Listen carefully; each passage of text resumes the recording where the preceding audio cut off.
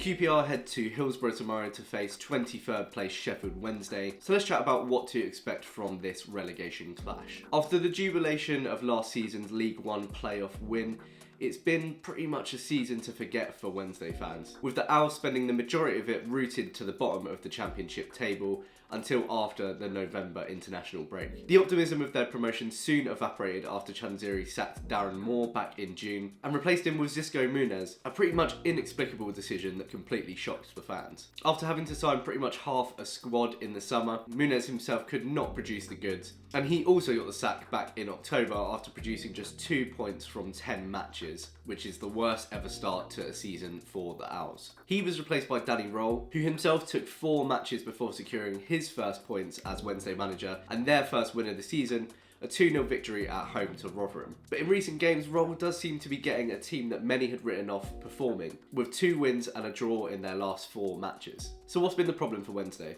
Well, they're issues that we are pretty familiar with. They don't score enough, with 14 being the lowest in the division, and they concede too many, with 34 goals shipped, though interestingly this isn't the lowest in the championship. Like QPR, this is a team struggling for goals. Summer arrival Anthony Misaba is joint top for goals with 3, so is Michael Smith, but from there it's just single-digit contributions from the rest of the squad. And again, much like QPR under Ainsworth, this is a team that has been surrendering far too easily, and one that looked devoid of any creativity. In fact, from matches 8 to 16, they scored just 2 goals, both of which came in the win against Rotherham, making it 8 matches without a goal scored. But somehow Danny Roll has managed to help this team turn a corner in recent games. He has a clear vision of how he wants his team to play, and although it took a while for the points to come, Wednesday's performances improved almost instantly. In recent matches, he's been switching between a 4-1-4-1 and a 4-3-3 with a high intensity press, and they have been starting to reap the rewards. Firstly, they claimed a shock 1-1 draw at home to Leicester City, the biggest shock being that it was Jeff Hendrick that scored the goal. I sincerely hope he doesn't repeat his performance for Reading against us last season. And like our home win to Stoke, this draw seems to have galvanised and injected confidence back into this side, because they backed it up with 2 consecutive wins. A 3-1 home win against Blackburn Rovers was followed by a 1-0 win away at Stoke City, results which finally lifted them off of the foot of the table and into 23rd.